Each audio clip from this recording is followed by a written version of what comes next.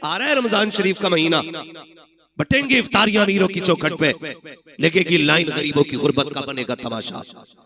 बच्चियों को 2-2 घंटे धूप में बिठाया जाएगा, बेवाएं आके सुबह से लाइन में लग जाएंगी।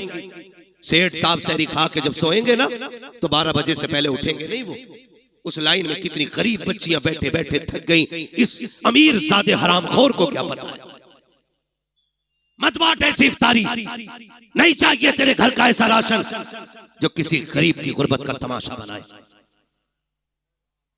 बटेंगे कपड़े गरीबों को, कोई कहेगा सेठ साहब की तरफ से इफ्तारी का पैकेज है, कोई कहेगा फला अमीर की तरफ से इफ्तारी का इंतजाम है, कोई कहेगा फला की तरफ से ये सहरी का इंतजाम है। तुझे क्या पता है, तुम जानते हो, हमने देखा है जब किसी गरीब को इफ्तारी का सामान दिया जाता है या सहरी के पैकेज दिए जाते हैं, उन माओं के साथ छोटे बच्चे भी आया करते हैं, उन माओं के साथ ना समझ बच्चे भी आते हैं, लेकिन इतना तो वो भी समझते हैं कि हमें गैरत आ रही है। एक तस्वीर, एक वीडियो देखी, कसम खुदा की पैर के नीचे की जमीन निकल गई। कफील भाई, अल्लाह किसी को इतना अमीर ना करे कि जो वो गरीब की गुर्बत का तमाशा बनाए। तो बच्चे भूखे खड़े थे, किसी ने देने के लिए कुछ उनकी तरफ हाथ बढ़ाया, जब बच्चों ने लेने के लिए हाथ आगे किया, एक बच्ची की निगाह कैमरे पे पड़ गई। बहन भाई खड़े थे, जैसे कैमरे को देखा बहन ने उस तोहफे से हाथ पीछे कर लिए। छोटे छोटे बच्चे थे, मुंह मोड़ के चले गए। मैं सोचने लग गया, या अल्लाह, इन बच्चों को भी गैरत आती है,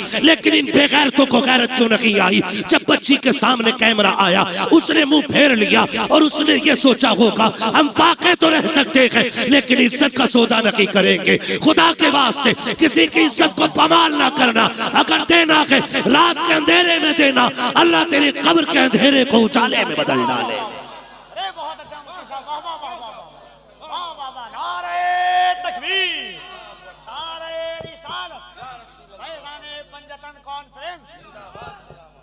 सलामत रहो आप लोग।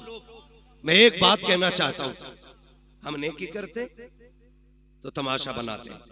चलो फैजान पंजतन कॉन्फ्रेंस है, इमाम हसन रज़ी अल्लाह ताला अन्हु को जब गुस्ल दिया गया, आपकी जब कमीज उतारी गई तो आपकी कमर पे, पुश्त पे, ये पीठ पे, मतलब पीठ पे आपकी ना काले निशान, काले धब्बे। लोग बातें करने लग गए, ये तो बड़े शहजादे, ये तो नूर वाले लोग, कमर पे काले धब्बे क्यों।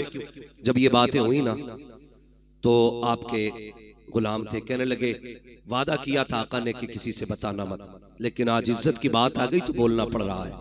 कहा तुम बताओ, कहा इल्जाम न देना, गलत न सोचना, ये कोई ऐब के धब्बे नहीं, ये वो धब्बे जब सारी दुनिया सो जाती थी तो इमाम हसन नाज की बोरी कमर पे रख के यतीमों के दरवाजे पे पहुंचाने के लिए जाया करते थे।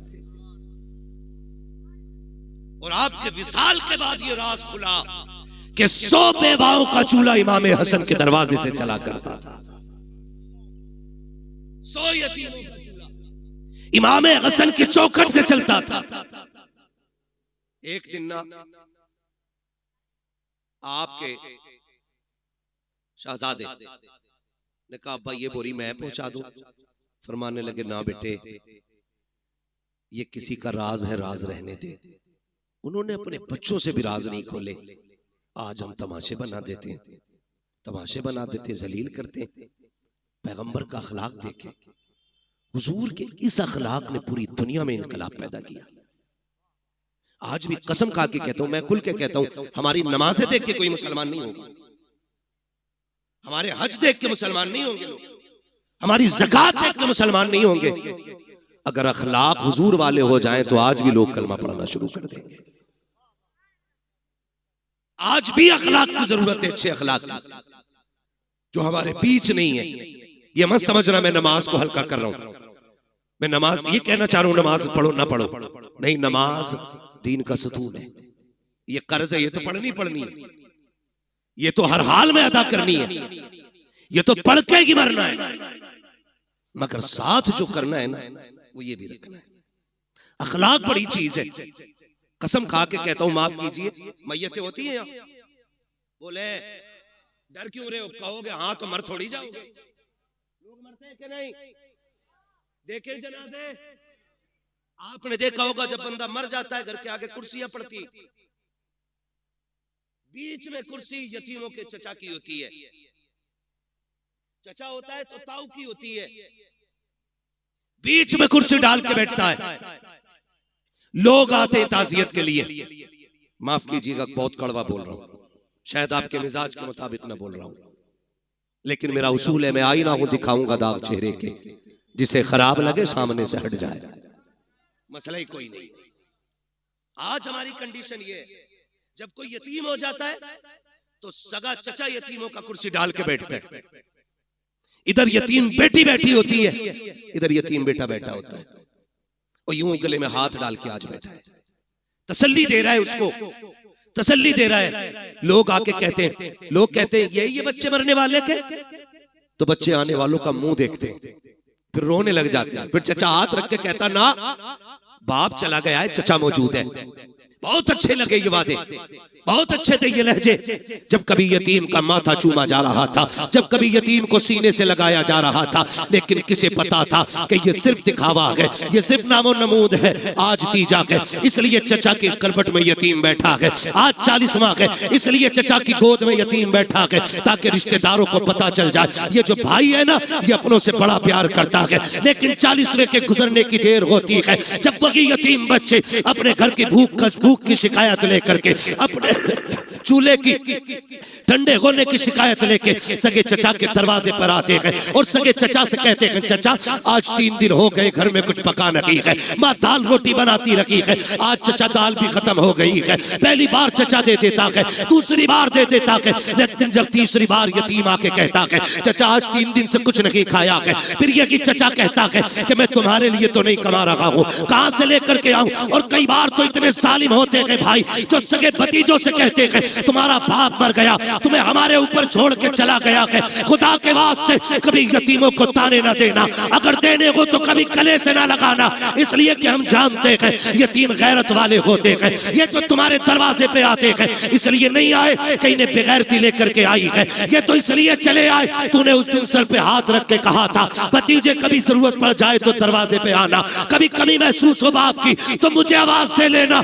आज धक्के ना दे, या तो कल सीने से ना लगाता, या आज धक्के ना दे, तुझे क्या पता यतीमी का दर्द क्या होता है, तू क्या जाने बाप की जुदाई का दाग क्या होता है। उनसे पूछो जिन्होंने बाप को कब्रिस्तान पहुंचा दिया है। खुदा की कसम जब ईद आती है जमाना हंसता है, यतीम रोया करते हैं, जब बकरीद आती है जमाना मुस्कुराता है, यतीम रोया करते हैं। खुदा की कसम सेगरा बंधना बड़ी बात है, अगर बाप ना हो जमाना मुस्कुराता है, यतीम रोया करते हैं। तुम्हें क्या पता यतीमी दाग क्या है, यतीमी कहते किसे है। आ तुझे कहानी बताऊं, मुस्तफा जाने रहमत का दौर है, ऐलान नबुव्वत का इब्तदाई हिस्सा है, आक़ा करीम ने ऐलान नबुव्वत किया है, अल्लाहु अकबर, इस्लाम हक्कानियत की बुनियाद पर फैल रहा है। उसी दौर में मक्के की धरती पर हाल ये था कि जहां जमीन भी पत्थर की थी, लोगों के दिल भी पत्थर के थे, कोई किसी के दर्द को समझने तैयार ना था, हालात बड़े नागुफ्ता भी ही थी। उसी दौर के अंदर एक बच्चा खुदा की कसम अपनी माँ के पास जाके कहता है अम्मी अब मैं समझदार हो गया हूँ, तू बेवा है मैं यतीम हूँ, देख तेरे बदन पे जो लिबास है ना ये इतना फट गया है अम्मी कि मुझे देखते हुए हया आती है, इस पे पैबंद लगा ले। माँ ने कहा था बेटे जब से तेरा बाप गया है मुश्किल से खाना मिलता है, दोपहर खा लिया तो शाम नहीं, शाम खा लिया तो दोपहर नहीं, बेटे पैबंद का कपड़ा कहाँ से लाऊं। जब बच्चे ने इतना सुना कहता अम्मी इजाजत दे तो मैं चचा के दरवाजे पर न चला जाऊं। उसने कहा बेटे ये मक्का है, यहाँ किसी को किसी के दर्द से मतलब नहीं है, ना जा, वहां से रोने के सिवा कुछ नहीं मिलेगा, दर्द मिलेगा और कुछ नहीं मिलेगा। बच्चा ने कहा माँ हो तो सकता है कि कभी मुझे देख के उसके सीने में भाई की मोहब्बत जाग जाए, ये भी तो हो सकता है मेरे चेहरे को देखे तो मेरे बाप की याद आ जाए। अम्मी इजाजत दे। माँ ने ना चाहते हुए भी बच्चे के इसरार पे बच्चे के सर पे हाथ रखा, बेटे अगर तू कोशिश करना चाहता है तो जा जाके कर ले। जब बच्चा चचा के दरवाजे पे आया, दरवाजे पे दस्तक दी, अंदर से चचा निकला, देखा भतीजा खड़ा है, कहा कैसे आए हो।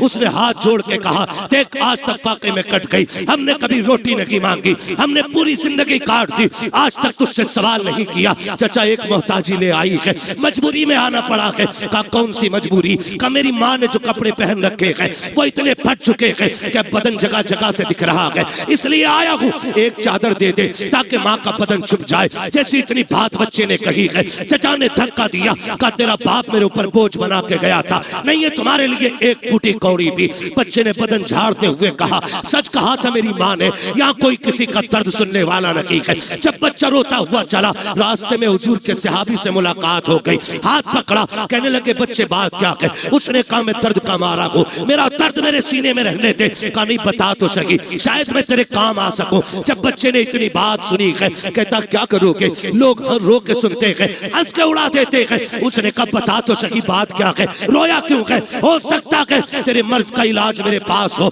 बच्चे ने सारी बात बताई। कहा माँ के बदन के कपड़े फट गए, सगे चचा से चादर लेने गया था, उसने धक्का दे के भगा दिया। जब इतना सहाबी रसूल ने सुना के मुस्कुराने लग जाते हैं। उसने कहा यार मैंने पहले कहा था, लोग दुख सुन के हंसा करते हैं, वाकई तूने वैसा किया है। सहाबी ने कहा था नादान, मैं तेरे दुख सुन के नहीं मुस्कुरा रहा हूँ। कहा फिर? कहा मुझे तेरे दुखों का इलाज मिल गया है, इसलिए मुस्कुरा रहा हूँ। कहा कहना क्या चाहते हो? कहा तुझे जो चाहिए। एक चौखट ऐसी है जहां से कभी किसी को खाली नहीं लौटाया जाता है, अगर जाना है उस चौखट पे चला जा। बच्चे ने कहा चौखट किसकी है? कहा उसे मोहम्मद रसूलुल्लाह कहा जाता है। कहा किस महल में रहता है? कहा महल तो नहीं, चला जा खुदा के हरम में बैठा होगा, जा जाके उससे मांग लेना। बच्चा माँ का फर्मा बरदार था, उसने कहा ऐसे नहीं जाऊंगा, पहले माँ से इजाजत लूंगा। अब बच्चा घर आया है, कभी रो रहा है कभी मुस्कुरा रहा है। माँ ने हाथ पकड़ के कहा था ओ बेटे बात क्या है, चादर नहीं लाया और रो क्यों रहा है, हंस क्यों रहा है? बच्चे ने कहा था माँ जब चचा का सितम देखता हो तो रोना आता है, लेकिन एक सखी की खबर सुनता हो तो मुस्कुराना आ जाता है। कहा बेटे कहना क्या चाहते हो? कहा एक सखी का पता मिला है, सुना के वहां से कोई खाली नहीं जाता है, अगर माँ इजाजत दे तो उससे चादर मांग लाऊं। माँ ने कहा बेटे क्या नाम है उसका? कहा उसे मोहम्मद इब्ने अब्दुल्ला कहा जाता है। माँ ने कहा ना बेटे उसकी चौखट पे न जाना, सुना के जो उससे बात कर लेता है उसी का हो जाता है, सुना के जो उसे देख लेता है उसी के गीत गाने शुरू कर देता है, और सुना ये भी है कि जो उसके पास जाता है वो उसे कलमा पढ़ा के छोड़ता है। जब बच्चे ने इतना सुना कहा था अम्मी तेरे सर की कसम खा के कहता हूँ इजाजत दे, मैं तेरा लाल हूँ, मैं कलमा नहीं पढ़ूंगा, अगर चादर ऐसे ही देंगे तो ले आऊंगा, लेकिन चादर के बदले में कलमा नहीं पढ़ूंगा। माँ ने कहा ठीक है फिर चला जा, लेकिन कलमा नहीं पढ़ना है। बच्चा आया दौड़ करके, मुस्तफा हरम में बैठे हैं, उसने आके कहा था या मोहम्मद इब्ने अब्दुल्ला। जैसी बच्चे ने इतनी आवाज दी है, नबी के तेवर नहीं बदले हैं, नबी के चेहरे पे शिकन नहीं आई थी, ये नहीं सोचा था इस बच्चे ने नाम कैसे लिया। नबुव्वत वाली आंखें फिरी, मुस्कुरा के बच्चे को देखा। आका कहते क्या बात है बेटा? उसने कहा जरा इधर तो आइए, अल्लाह अकबर। बच्चा बुला रहा है, नबियों का इमाम अपनी जगह से उठा और यतीम के करीब चला के आके करीब गए हैं। उसने कहा ठहर जाइए, पहले मेरी कुछ शर्तें हैं वो मान लीजिए। आका कहते हैं बात क्या है बेटे? कहा कि मुझे मजबूरी लेके आई है, मेरी माँ के बदन के कपड़े फट गए हैं, एक चादर की जरूरत ले आई है। उसने कहा था सुना कि जब तुम किसी की मदद करते हो तो पहले कलमा पढ़ाते हो, सुनो मैं माँ की कसम खा के आया हूँ, मुझे तुम्हारा कलमा नहीं पढ़ना है। इतना बच्चे ने कहा। मेरा नबी मुस्कुराया, कहते बेटे वो तेरी मर्जी है, तुझे जो चाहे फैसला करना, जरूरत तो बता दे। उसने कहा मुझे एक चादर चाहिए ताकि मेरी माँ का बदन छुप जाए। इतना सुना आका करीम ने मुजम्मिल वाली चादर कंधे से उतारी, यतीम की गोद में रख दी। फरमाया बेटे कुछ और चाहिए? कहा बस मेरा काम हो गया है। जैसे बच्चे ने चादर को लिया है, सीने से लगाया है, जैसी चादर सीने से लगी है, इस मुस्तफा का सीने में उतरना शुरू हो जाता है। अब बच्चा कभी घर को सोचता है, कभी उनके चेहरे को देखता है, कभी घर की तरफ सोचता है, कभी चेहरे को सोचता है। अल्लाह अकबर। बच्चे ने चेहरा फेंका, फेरा घर की तरफ दौड़ लगा दी। जैसी दरवाजे पे गया, माँ इंतजार में खड़ी थी। उसने कहा बेटे ले आया चादर? कहा हाँ। कहा बेटे पहले बता तूने कलमा तो नहीं पढ़ा उनका? बच्चा कहता है माँ तेरे सर की कसम, कौन कहता है कि वो जबरदस्ती कलमा पढ़ाते हैं? मैंने जाके उनसे ये कहा था मुझे तुम्हारा कलमा नहीं पढ़ना है, उन्होंने कहा वो तेरी मर्जी है, जरूरत बता। तो अगर मैंने चादर का नाम लिया, उन्होंने अपने कंधे की उतार के दे दी। जब इतना सुना के माँ चादर को पकड़ के रोकने लग गई। उसने कहा पगले सिर्फ चादर लेके आया है, उस नबी का दीन क्यों नहीं लेके आया?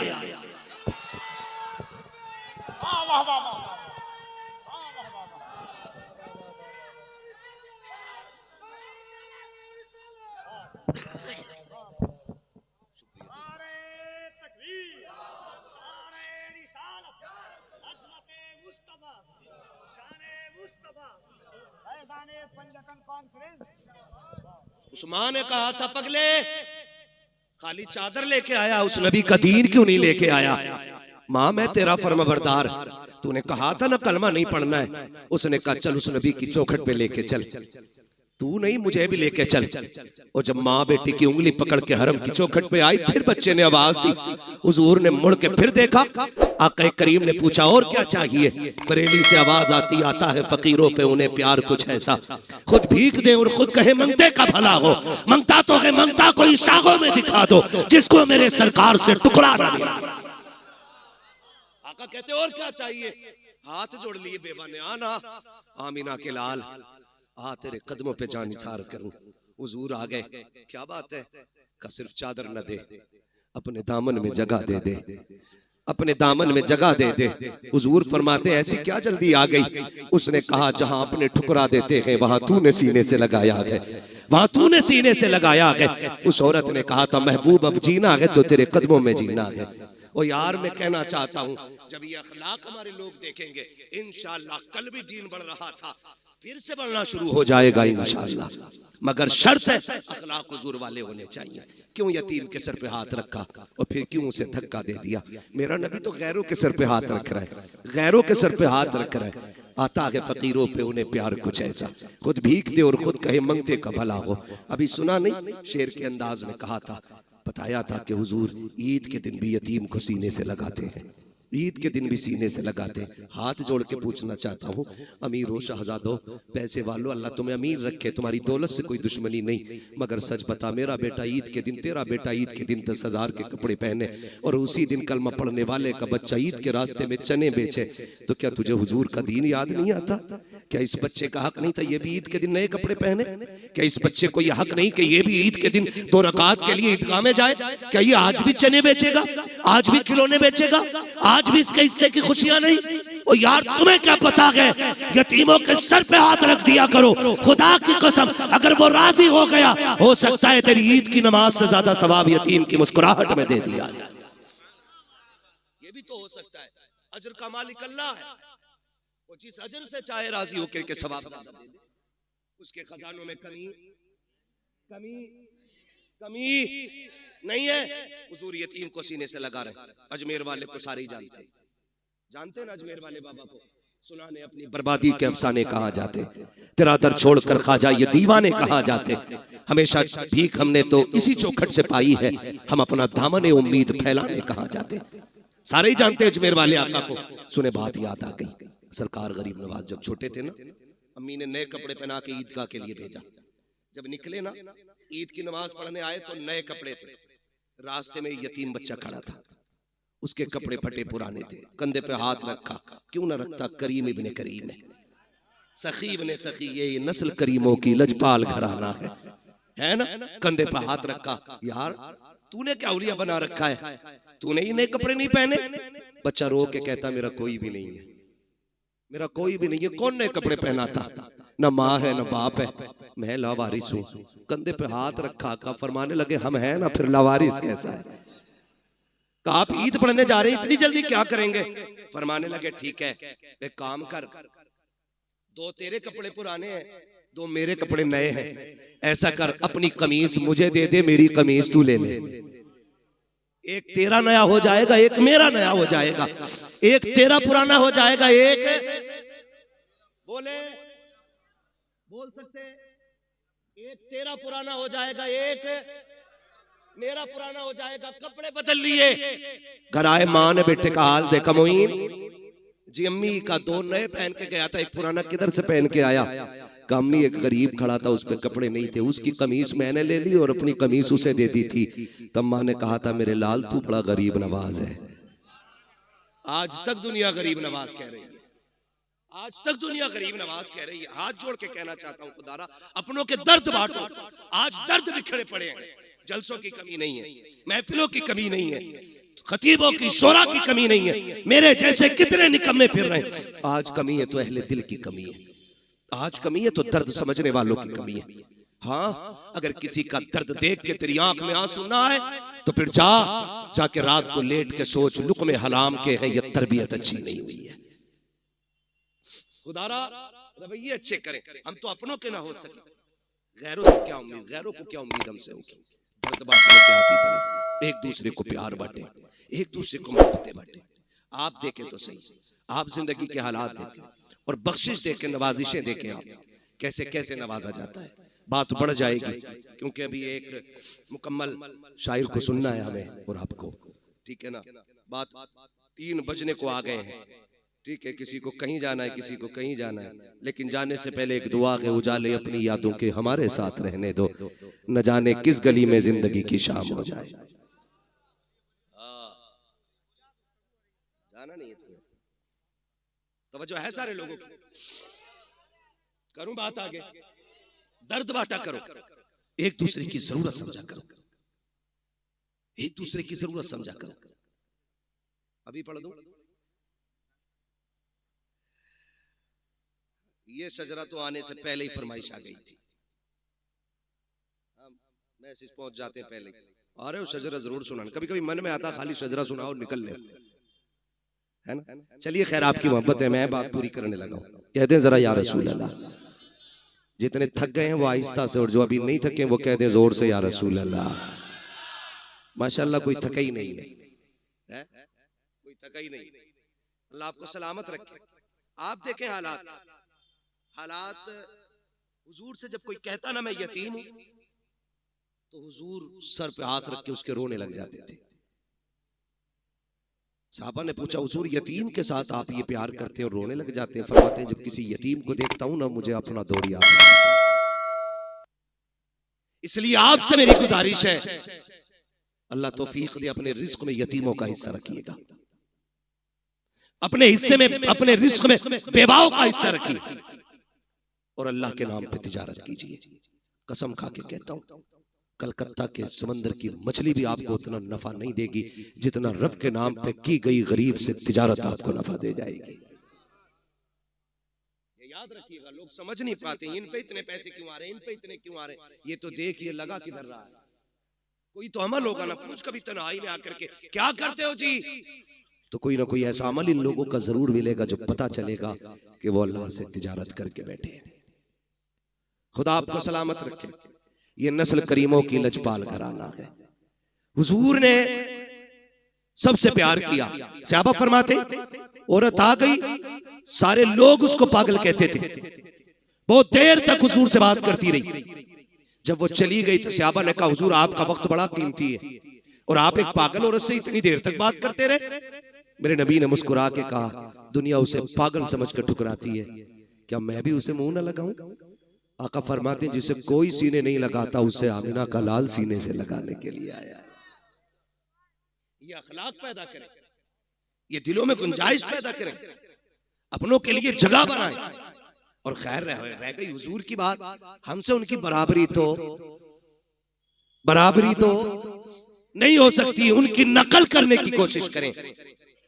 अगर नकल भी मकबूल हो गई तो इंशाअल्लाह बख्शिश की जमानत हो जाएगी, बख्शिश की जमानत हो जाएगी। ये कोशिश कीजिएगा, वरना उनकी सखावत हातिम ताई का पोता, हातिम ताई का पोता इमाम हसन से मुलाकात हो गई। हातिम ताई के पोते चेहरा देख के कहने लगा, पहली मुलाकात थी, उसने पूछा यार ये किसी बादशाह का बेटा है क्या? कहा क्यों? कहा चेहरा बता रहा है जैसे महलों में पला है। किसी ने कहा नहीं ये बादशाह का नहीं, नबी की बेटी खातून जन्नत फातिमा ज़हरा का बेटा है। उसने जब इतना सुना कि हुजूर का नवासा है, वो आया करीब और कंधे पे आके हाथ रखा, कहने लगा मुझे पहचाना? अब ये कितने बेनियाज लोग हैं, कहने लगे तुझे पहचानने से मतलब भी क्या, हम क्यों पहचाने? उसने कहा मैं हातिम ताई का पोता। तो आपने फरमाया होगा? कहने लगे आप अपना तारुफ कराएं। फरमाने लगे हमें तारुफ की जरूरत नहीं, हमें कायनात का जर्रा जर्रा जानता है। वो और चिढ़ गया। उसने कहा अच्छा ये बताओ तुम्हारे दादा बड़े थे कि मेरे दादा बड़े थे? तो आप फरमाते तेरे दादा को कौन जानता है, मेरे नाना के चर्चे तो अर्शों पे हुआ करते हैं। चुप हुआ। उसने फिर सोचा अगली बात क्या कहूं। उसने जो अगली बात इमाम हसन से कही ना, कहने लगा अच्छा ये बताइए क्या आप जानते हैं मेरे दादा की सखावत के किस्से कितने मशहूर हैं? फरमाने लगे कितने मशहूर हैं?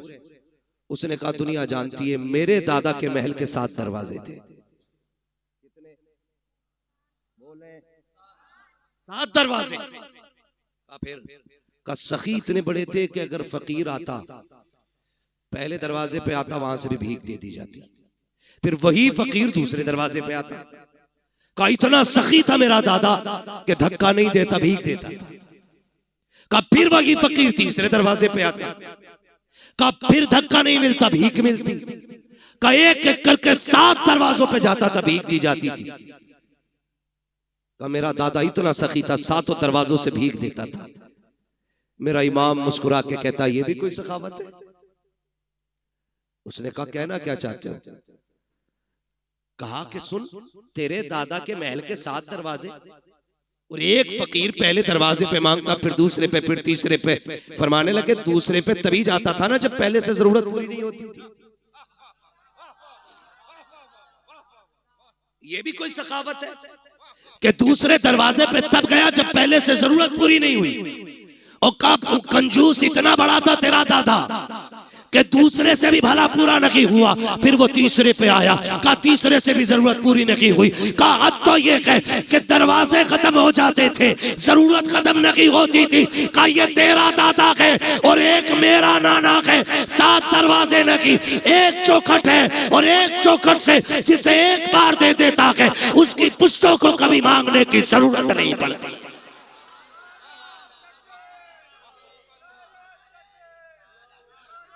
नारे तकबीर, नारे रिसालत, फैज़ाने पंजतन कॉन्फ्रेंस। सुभान अल्लाह। क्या बात है मुफ्ती साहब।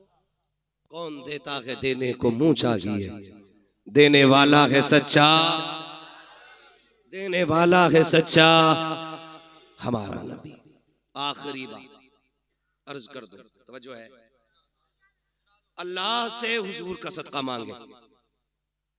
फक्र फाका भूख तंगदस्ती कभी आ जाए तो हराम की तरफ हाथ नहीं बढ़ाएंगे इंशाअल्लाह। सारे वादा करें इंशाअल्लाह कभी हराम की तरफ हाथ नहीं बढ़ाएंगे। फाका कर लेना, फाका कर लेना।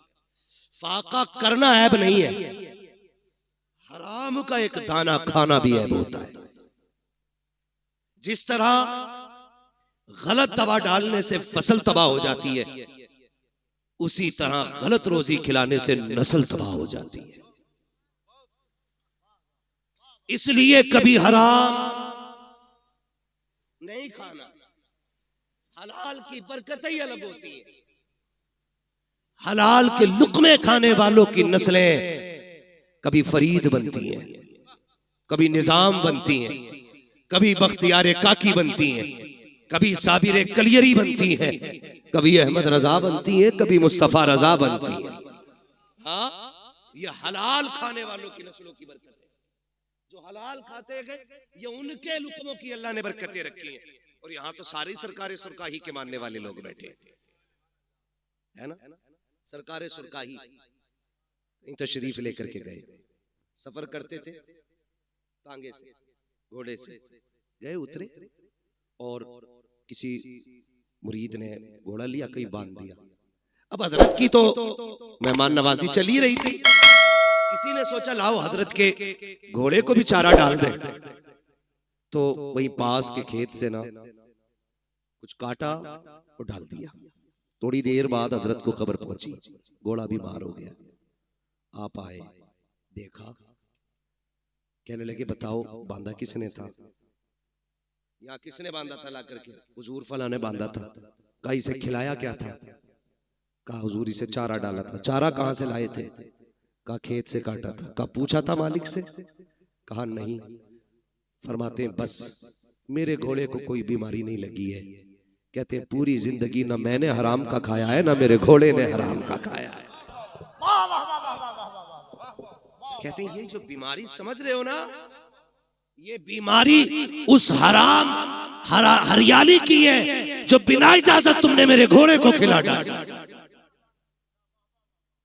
भाई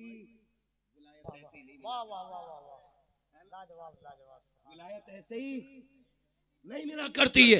लुक़्मे हलाल के होते हैं तब अल्लाह का कुर्ब नसीब हुआ करता है। करेंगे इंशाअल्लाह कोशिश, है ना? करेंगे इंशाअल्लाह। हलाल खाएंगे, हलाल कमाएंगे। रज़ाक कौन है? सारे बोलो कौन? रोजी कौन देता है? अल्लाह। जिसे ना मिलती है हुजूर का वसीला दे के मांगे, इतनी मिलेगी कि नस्लों का गुजारा हो जाएगा। हाँ, आला हजरत ने सिखाया वही रब है जिसने तुझको हमतन करम बनाया, हमें भीख मांगने को तेरा आस्था बताया। तुझे हमद है खुदाया, तुझे हमद है खुदाया। वो कवारी पाके मरियम व नफख्तु फीह का दम है अजब निशान आजम मगर आमिना का जाया। वही सबसे अफजल आया, वही सबसे अफजल आया। तुझे हमद है खुदाया, तुझे हमद है खुदाया। यही बोले सिदरा वाले ये चमने जहां के थाले, सभी मैंने छान डाले तेरे पाए का न पाया। तुझे यक ने यक बनाया, तुझे यक ने यक बनाया। तुझे हमद है खुदाया, तुझे हमद है खुदाया। मांगेंगे अल्लाह से हलाल रोजी की तौफीक इंशाअल्लाह। हाँ, बस फरमाइश रह गई है मेरे भाई की, हुजूर का शजरा पढ़ना है, ठीक है ना? मैंने 3 बजे एक घंटा मैंने जो फर्ज है ना खतीब का वो मैंने अदा कर दिया, ठीक है? उसके बाद ऊपर को तो फिर उसकी तरफ से इनाम होता है, 15 बोल दे 20 मिनट एक्स्ट्रा बोल दे, ठीक है ना? खुदा आपको सलामत रखे। ये हमारे बड़े जिम्मेदार लोग हैं। ये वो लोग हैं कि जो बिना किसी लालच में हुजूर की महफिल में आए बैठे हैं। और इन्हीं के साथ साथ आप भी वो लोग हैं जो सिर्फ इसलिए आए बैठे हैं। हर एक दिल की तमन्ना होगी सुना के आप हर आशिक के घर तशरीफ लाते हैं। मेरे घर में भी हो जाए चरागा। हाँ, आपने पंजतन के नाम से महफिल सजाई है। इस मोहब्बत का तज़किरा मैं क्या करूँ, बस इतना समझे। मेरे हुजूर ने फरमाया था लोगों अली से प्यार करना, मेरे अली की आल से प्यार करना। हुजूर क्यों फरमाया? मेरे अली की मोहब्बत तुम्हें कब्र में भी काम आएगी, हश्र में भी काम आएगी, फुलसिरात में भी काम आएगी और मीज़ान में भी काम आएगी। ये मेरे हुजूर ने खुद फरमाया। तो ये पंजतन मैंने नाम लिए और ये कितना बड़ा नाम है जिस नाम को लो तो सिर्फ सर नहीं दिल भी झुक जाया करते हैं। सैयदा तय्यबा ताहिरा आबिदा जाहिदा नकिया तकिया राकिया साजिदा जाहिदा सैयदा खातून जन्नत सैयदा फातिमा ज़हरा रज़ी अल्लाह तआला अन्हा। ये भी एक बहुत बड़ा नाम इस पंजतन में शामिल है। अलग अलग अगर बात करूं तो अब फिर 1 घंटा और चाहिए। अभी मैंने सिर्फ हुजूर पे बात की है और हुजूर के भी करम पे बात नहीं की है, सिर्फ हुजूर की अखलाक की एक झलक की मैंने आपके सामने बात की है। हाँ, मेरा महबूब सर से लेके पैर तक अखलाक का मरकज बन के आया है, मरकज बन के आया है। एक एक बात पे महीने नहीं सालों गुजर जाएंगे। आखिर में यही कहना पड़ेगा जिंदगी खत्म हुई और कलम सूख गए, तेरे औसाफ का एक बाप भी पूरा ना हुआ।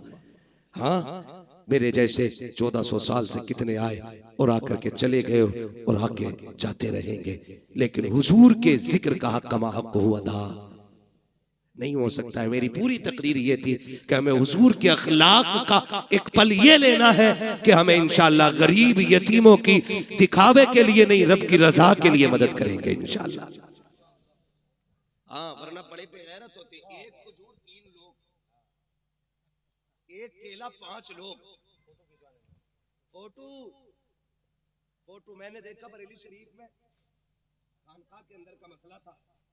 उस्मानी मियां के यहाँ बैठे हुए थे, मुझे बात याद आ गई। कोई बात की तो अखबार वाले आए हुए थे।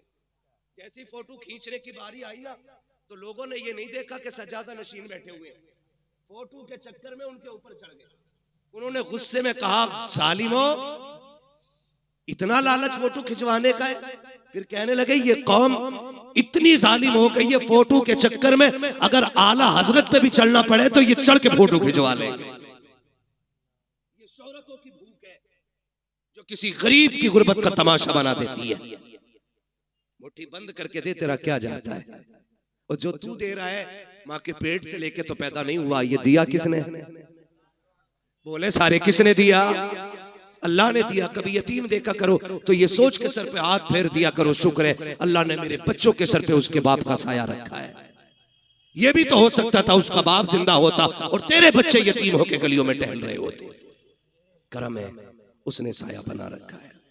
दुआएं मांगा करो, अल्लाह बच्चों के सर पे बाप का साया रखना, वरना मुश्किल हो जाती है जिंदगी। ये दुनिया इतनी जालिम है, सच कहता हूं यार, ये उस वक्त तक यतीम को रोटी नहीं देती जब तक उससे जूते साफ नहीं करा लेती। ये बेवा के बदन पे उस वक्त तक कपड़ा नहीं डालती जब तक उसके कपड़े नहीं उतरवा लेती। कितने बाजार पे जिस्म इसलिए बिक गए कि घर में रोटी नहीं थी, और हम ज़कात के लिए बिरादरी ढूंढते रह गए, पेशावर लोग तलाश करते रह गए। जरूरी नहीं है जो हाथ नहीं फैला रहा है वो जरूरतमंद नहीं। कभी पड़ोस के खामोशी से भी समझ ले, रमजान में अगर पड़ोस में चूल्हे का धुआं ना उठे तो एक बार पूछ लेना क्या बात है, आज इफ्तारी में चूल्हा नहीं जला, आज कुकर की सीटी की आवाज ना आई। अगर वो चुप हो जाए तो समझ लेना आज चूल्हा खाली रह गया है। फिर अपने घर का सारा खाना उठा, रब ने तुझे इस्तिताअत दी है तो उस भूखे के बच्चों को जाके खिला। कसम खुदा की हम खाएंगे गंदगी बन के निकल जाएगा, यतीम गरीब खाएंगे हल्का लुकमा हलक से उतरेगा, दुआ बन के अल्लाह के अर्श से जाके टकरा जाएगा। ये कोशिश करनी है इंशाअल्लाह। ये आज मेरी पूरी तकरीर का इतना निचोड़ है, जितना मैंने कह दिया आपसे करेंगे इंशाअल्लाह। और रोजी भी खाएंगे तो हलाल खाएंगे इंशाअल्लाह। उम्मीद है यहाँ जितने बैठे हैं हलाल वाले बैठे होंगे, इसलिए कि हुजूर की महफिल में हराम खाने वाले नहीं आया करते हैं।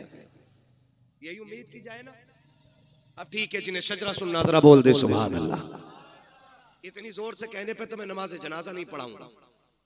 आप तो शजरे की बात कर रहे हो, ऑपरेटर साहब ईमानदारी से अब इसकी आवाज बढ़ा दो, है ना, वरना हमारी आवाज इतनी घट जाएगी कि मौलवी कम हो जाएगा। बोले जरा। इधर वाले लोग ये ना समझे आप बाहर बैठे, आप भी हुजूर की महफिल में बैठे, आप भी हुजूर की महफिल में बैठे, आप भी बोले जरा सुभान अल्लाह। पता लगना चाहिए ना सारे हुजूर के गुलाम बैठे, है ना। तो आजाद भाई तो पता नहीं किधर होंगे, लेकिन मसला कोई नहीं है, मुझे पता है उसको छुट्टी ना मिली जिसने सबक याद किया। वो कहा था मकतब इश्क का अंदाज निराला देखा, उसको छुट्टी ना मिली जिसने सबक याद किया।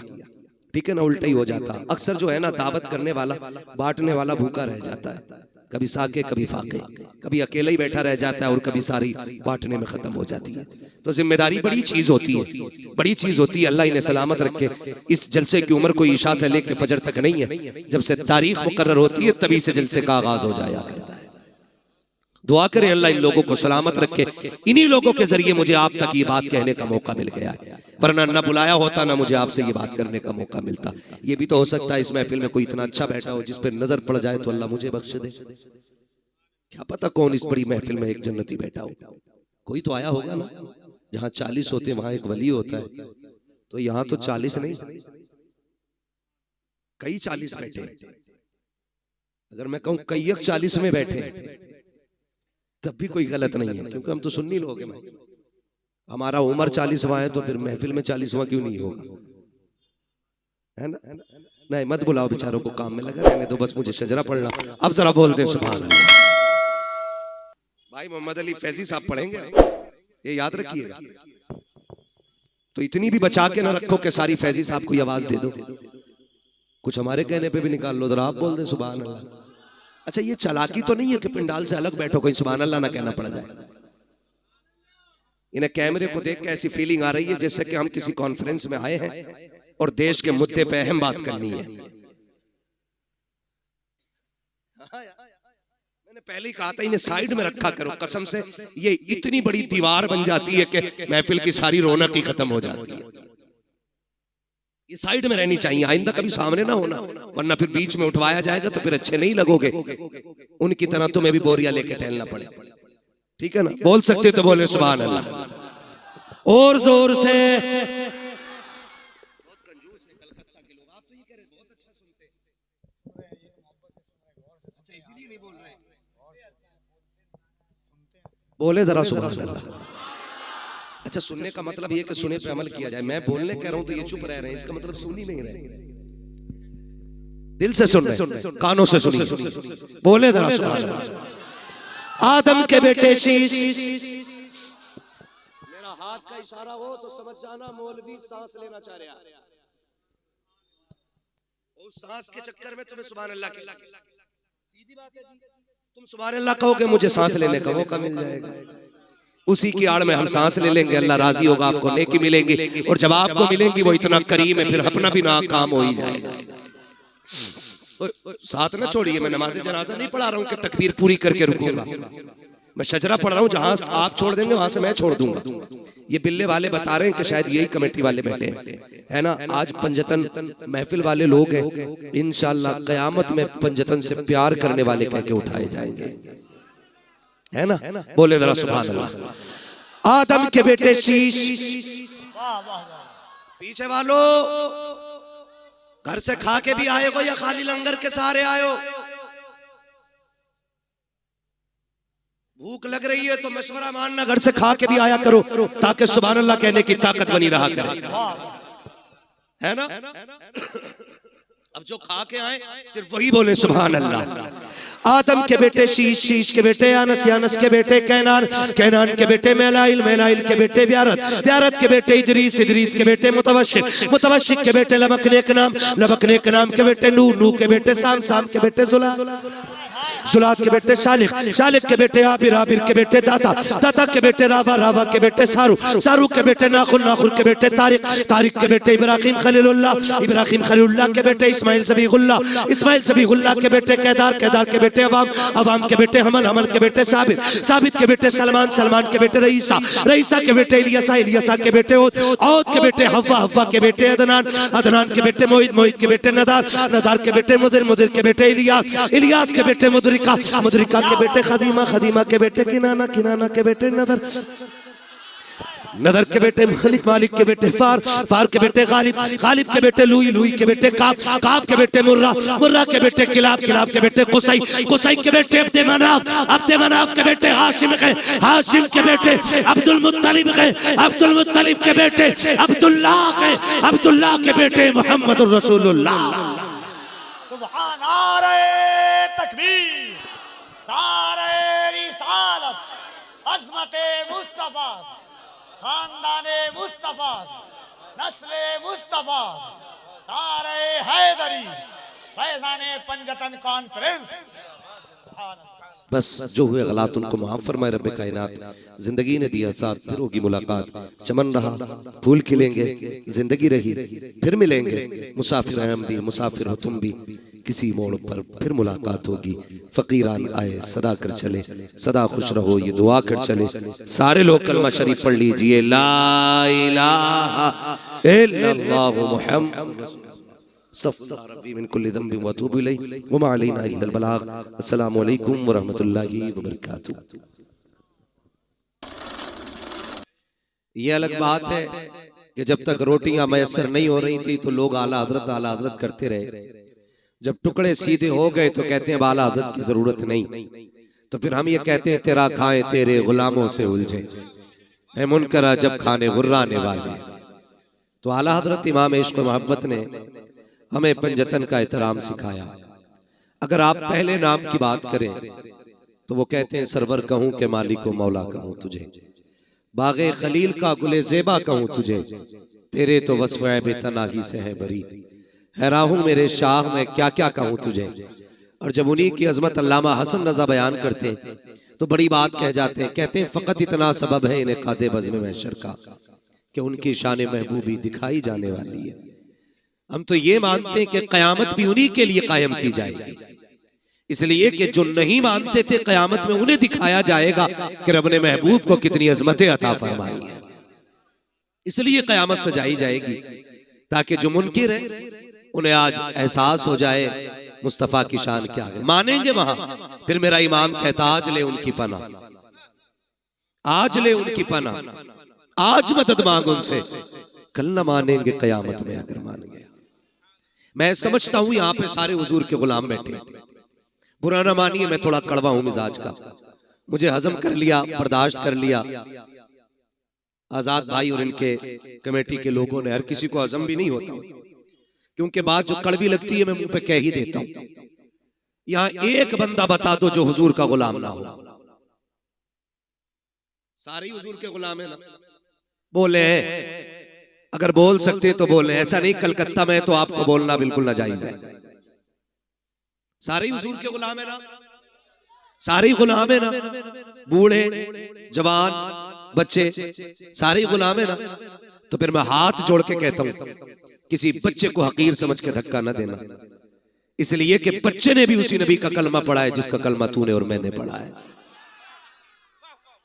मैं नहीं जानता ये बच्चे किस नजरिए से आए और इनके दिल में क्या है, लेकिन एक बात कहूंगा यार, जवानों में मक्कारी हो सकती है, बच्चों में मक्कारी नहीं हुआ करती है। जवानों में दिखावा हो सकता है, बच्चों में दिखावा नहीं हो सकता है। याद रखिएगा, इबादत सिर्फ 5 वक्त नमाज नहीं है, इबादत सिर्फ 30-29 रोजे नहीं है, पूरी इबादत सिर्फ ज़कात में मुनहसिर नहीं है, पूरी इबादत हज फर्ज में मुनहसिर नहीं है। अगर इन सारी इबादतों को जोड़ा जाए तो सबका वक्त 1.5 महीने में मुकम्मल हो जाएगा।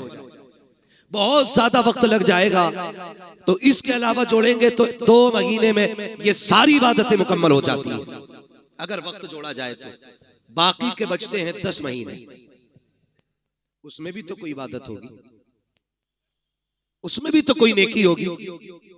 तो समझे, फर्ज इबादतें 2 महीने में मुकम्मल हो जाती हैं। एक इबादत है जिसे अखलाक कहते हैं, वो जिंदगी के हर लम्हे आपके दामन के साथ जुड़ी रहती है। अगर आपके पास ये नहीं तो फिर कुछ भी नहीं।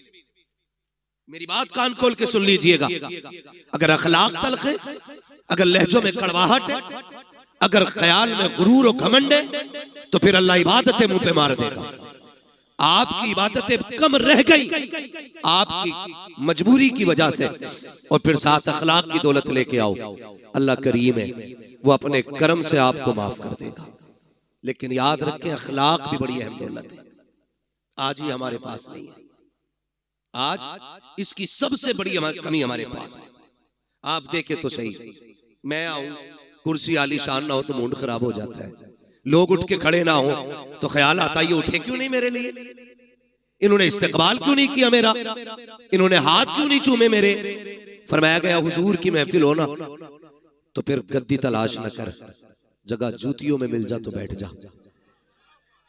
इसलिए कि इस जमीन पे ताज वाले भी पगड़ियां उतार के आया करते हैं। ये इन महफिलों की अजमतें होती हैं, ये इन महफिलों की बरकतें होती हैं, लेकिन कड़वे इतने कि हम किसी को हजम करने तैयार नहीं, सख्त इतने कि किसी से नर्म लहजे से बात करने के लिए तैयार नहीं। ओ भाई, जिसे कोई मुंह ना लगाया करे उसे तुम मुंह लगा लिया करो। इसलिए फरमाया गया, जो किसी का टूटा दिल जोड़ देगा अल्लाह उसे बेहिसाब जन्नत अता फरमा देगा। यार अच्छों से तो सब बात करते हैं ना, जिनके लहजे खूबसूरत होते हैं उन्हें तो सब सुनना चाहते हैं, जिनकी बातों में मिठास होती है उन्हें तो हर तरह बर्दाश्त किया जाता है। मजा तो तब है ना जब किसी ऐसे से बात की जाए जिससे कोई बात करने तैयार ना हो। और ये अखलाक की दौलत हमें हुजूर की चौखट से मिलती है, हुजूर की चौखट से मिलती है। कि जवान कान खोल के मेरी बात सुने, शायद मैं फ्री में जन्नत ना बांट सकूं, इसलिए कि मुझे पता है जन्नत इतनी सस्ती भी नहीं जितनी समझ रखी है। जन्नत सस्ती होती तो बिलाल कोड़े न खाते, जन्नत सस्ती होती तो करबला में 72 शहीद ना होते, जन्नत सस्ती होती तो हुजूर के चचा कलेजा निकलवाते। जन्नत मुश्किल है, तभी तो इतनी कुर्बानियां दीन के लिए दी गई है। कान खोल के मेरी बात सुन लेना मेरे भाई, बस ये सोच के ना सुनना आज तक मोबाइल में सुना, आज मुंह देख ले बंदा कैसा बोलता है। मैं कुछ भी नहीं, हकीकत ये है कि ये नाज ये अंदाज हमारे नहीं होते, झोली में अगर टुकड़े तुम्हारे नहीं होते, मिलती ना अगर भीख हुजूर आपके दर से, इस शान से मंगतों के गुजारे नहीं होते। सारे हुजूर के दर का सदका है, सारे हुजूर के दर की खैरात है। मैं कहने लगा हूं, जरा समझे, आज कोई किसी से 2 मिनट बात करने इसलिए तैयार नहीं कि मुझे टाइम नहीं, मैं बड़ा बिजी बंदा हूं, मजबूरी हो सकती है, बीमार हैं आप, तकलीफ में, कोई बात नहीं, आप फ्री बैठे, लेकिन आपके पास टाइम नहीं। ये कहते थे इसे कौन मुंह लगाए, ये तो पगला है, इससे कोई 2 मिनट बात नहीं करता, चल तुझे मदीने लेके चलूं। और मदीना शरीफ वो जमीन है जिसके बारे में मेरा इमाम कहता, हरम की जमीन और कदम रख के चलना, अरे सर का मौका है हो जाने वाले, हाँ संभल कर पांव रखना हाजियो शहरे मदीना है, कहीं ऐसा ना हो सारा सफर बेकार हो जाए। भाई वो जमीन, और अरब की जमीन ये उलमा जानते हैं, इतनी सख्त गर्मी होती है, अरब के लोग वहां की तपती हुई दोपहरी में दीवारों से चिपक चिपक के चलते हैं ताकि सूरज से जितना बचा जा सके उतना बच जाए। इतनी सख्त गर्मी, आज एसी का दौर है, आज पंखे का दौर है, लेकिन मैं हुजूर के दौर की बात कर रहा हूं, जाहिरी दौर की। मैं उस दौर की बात कर रहा हूं जिस दौर में खड़ा होना तो बड़ी बात है, सूरज के सामने टिकना मुश्किल था। उस दौर में अचानक एक खातून आ गई, हुजूर को इशारा किया, हुजूर सहाबा की मजलिस से उठे और जाके बात करने लग गए। थोड़ी देर नहीं, बहुत देर हो गई। सहाबा कहते हम देखते रहे कब ये जाए, कब ये बात खत्म हो, कब जाए, कब बात खत्म हो। जानते, कहते हुजूर पैर बदले बगैर उससे बात करते रहे थे, पैर बदले बगैर। आज मुझे बताइए किसकी गारंटी है जन्नती की? है कोई जो ये कहते मुझे मौत ईमान पे आएगी? है कोई जो ये कहते कब्र के सवालात से यूं निकल जाऊंगा? किसी के पास गारंटी है कि पुलसराज से यूं उड़ जाएंगे हम? पता है कि मीजान पे अमल रखे जाएंगे तो नेकी भारी होगी कि गुनाह? कुछ नहीं पता ना, तो फिर अकड़ किस बात की है, फिर घमंड किस बात का है? आज अपनों को वक्त देने का टाइम नहीं हमारे पास, 3 मिनट अपनों की बात नहीं सुन सकते। माफ कीजिएगा, ऐसे बड़े होने से कोई बड़ा होना नहीं कि आपको अपनों से मिलने के लिए नीचे उतरना पड़े। आप हमेशा इतने छोटे रहिए कि जब कभी अपनों से मिलना पड़ा करे तो कदम नीचे ना लाना पड़ा करे। ये याद रखिएगा, वरना ये तकलीफें आज मुआशरे को खाती जा रही है। इन चीजों ने आज मुआशरे को तबाह कर रखा है। मुझे बताया जाए, अल्लाह ने 5 भाई बनाए तो 5 बराबर तो नहीं होते ना। कोई 50,000 कमाता है, कोई 1 लाख कमाता है, कोई किस्मत से 5 लाख कमा रहा है, कोई मुकद्दर से 10 कमा रहा है, कोई 50 लाख कमा रहा है। लेकिन एक ऐसा है जो सिर्फ ठेला लगाता है। भाई वो भी नहीं कही, वो भी ठेला लगा रहा है। मुझे बताओ, एक बाप के 5 बेटे, एक 50 लाख कमा रहा है, एक ठेला लगा रहा है। बताओ कसूर किसका है? कोई कह सकता है कि ये जो ठेला लगा रहा है इसने कोई गुनाह किया था जिसकी वजह से इसको ठेला दिया गया? या जो एक साइन से 50 लाख कमा रहा है इसने कोई ऐसी नेकी की थी कि इसके एक साइन से 50 लाख पैदा होते चले जा रहे? ऐसा तो नहीं होगा ना। जब सारे ही अल्लाह के बंदे हैं तो फिर ये फर्क किस लिए? तो फरमाया गया, याद रखना, खुदा किसी से लेके आजमाता है और खुदा किसी को दे के आजमाता है। किसी से लेके आजमाया जाता है, किसी को बोले, किसी को दे के आजमाया जाता है। तेरी मेरी खुराक कितनी? 1 रोटी, 2 रोटी, 3 रोटी, 5 रोटी, 10, बस। अगर बंदा कमा रहा है 50 रोटियों का तो फिर सोचना तो बनता है ना कि मेरी खुराक तो 10 रोटी थी, अल्लाह ने 50 का पैसा क्यों दिया? अगर ये ख्याल आए, फिर मुड़ के रिश्तेदारों को देखो, फिर मुड़ के खानदान को देखो, फिर पड़ोस को देखो, फिर लोगों की जरूरतों को समझो। अगर तेरे दरवाजे पे कोई जरूरतमंद रहता है, कभी एक वक्त का खाना उसे भी खिला दिया करो। अगर तुम्हारे पड़ोस में कोई गरीब रहता है, कभी उसके भी काम आ जाया करो। अगर तुम्हारे पड़ोस में ऐसे लोग रहते हैं कि जिनके पास दवा के लिए पैसे ना हो, तो अपने बच्चों के बर्गर पिज्जे छोड़ करके कभी किसी गरीब को दवा भी दिलवा दिया करो। लेकिन हो क्या गया कि हम अपनी कमाई की कसरत को अपना हुनर समझते हैं, फन समझ करके उसको तिजोरी में इकट्ठा करते हैं। और तुम्हें खुदा का वास्ता, अल्लाह कादिर मुतलक है, जैसा वो देना जानता है वैसा लेना जानता है। अगर देने पे आता है चप्पर फाड़ के देता है, अगर लेने पे आता है चमड़ियां उधेड़ के ले लेता।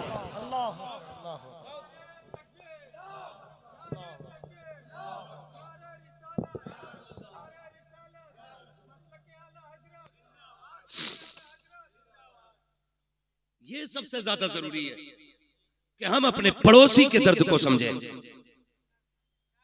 हम अपने जरूरतमंद भाई को देखें। कसम खुदा की ये बहुत बड़ी नेकी थी, लेकिन नहीं जी, आज तो बोटी अपने घर खाता है और खिलाल पड़ोसी के सामने जाके करता है। क्यों? कि आज पाए तोड़ के आ रहा हूं, आज पाए तोड़े, आज मैंने चिकन खाया, आज मैंने मटन खाया। इस्लाम क्या कहता है? मेरे नबी ने फरमाया, तुम्हें इजाजत नहीं है कि तुमने अगर हड्डी वाला गोश्त खाया हो तो अपने दस्तरखान की हड्डी अपने दरवाजे पे डालो। कहीं ऐसा ना हो तुम्हारे पड़ोस में कोई गरीब रहता हो और उसके बच्चों की निगाह हड्डियों पे पड़ गई और उनका दिल अगर कह गया काश हम भी गोश्त खाते, और बच्चों के बाप की हैसियत नहीं हुई गोश्त खिलाने की, तो फरमाया गरीब का दिल टूट जाता।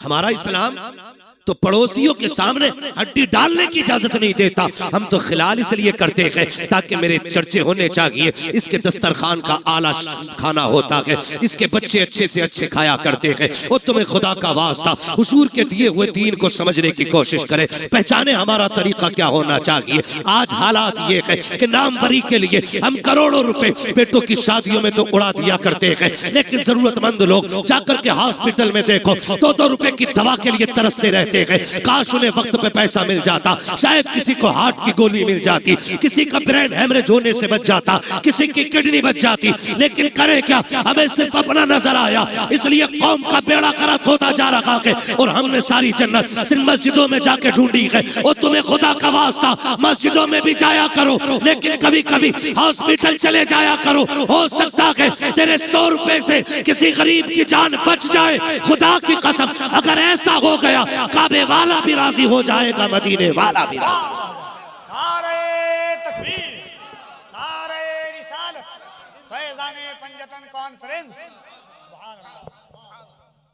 ये एक रस्म चल रही है, और अगर पहली बात तो करते ही नहीं, और करते भी हैं तो जलील करते हैं, जलील करते हैं, जलील। मैं 2-3 फोन मोहम्मद अली भाई आए कि आपको बुलाना चाह रहे हैं। क्यों? कहा हम इज्तिमाई शादी करेंगे इस बार। इज्तिमाई शादियां करें, अच्छी बात है, लेकिन कुछ अगले ही दिन ना, जिस दिन इज्तिमाई शादी थी, फोन पे अब तो सारी खबरें चलती, फोटो आ गया अखबार, 20 बच्चियां दुल्हन बनी, उन 20 बच्चियों के फोटो थे। मैं पूछना चाहता हूं, ये जो इज्तिमाई निकाह की लोग रस्में करते हैं ना, रस्में क्यों? ताकि किसी गरीब का भला हो जाए, यही तो नियत होती है।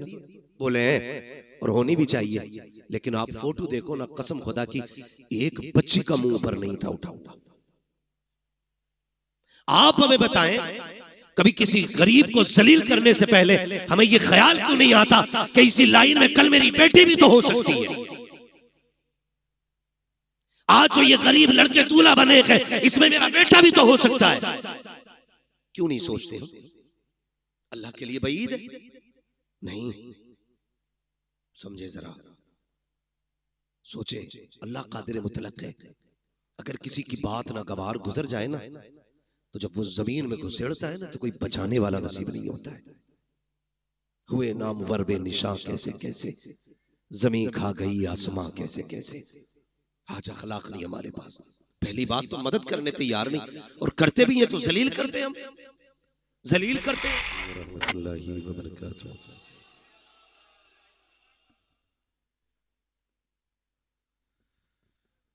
नहमदुहु व नुसल्ली व नुसल्लिमु अला रसूलिहिल करीम, अम्मा बअद, फ़अऊज़ु बिल्लाहि मिनश शैतानिर रजीम, बिस्मिल्लाहिर रहमानिर रहीम। या अय्युहल्लज़ीना आमनु दुखुलू फ़िस्सिल्मि काफ़्फ़ा, आमन्तु बिल्लाहि सदक़ल्लाहु मौलानल अज़ीम, व सदक़ रसूलुहुन नबियुल उम्मियुल मुतीउल मुबीनुल मुईनुल करीम, व नहनु अला ज़ालिका लमिनश शाहिदीन वश्शाकिरीन, वल्हम्दुलिल्लाहि रब्बिल आलमीन।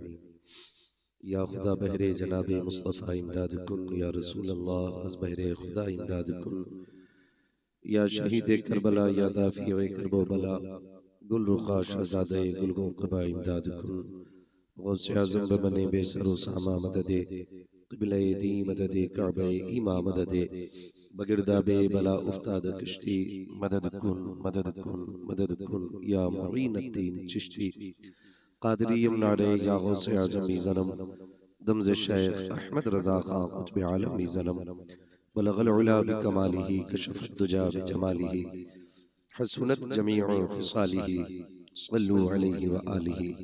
करूँ तेरे नाम पे जां फिदा, न बस एक जां तो जहां फिदा, दो जहां से भी नहीं जी भरा, करूँ क्या करोड़ों जहां नहीं।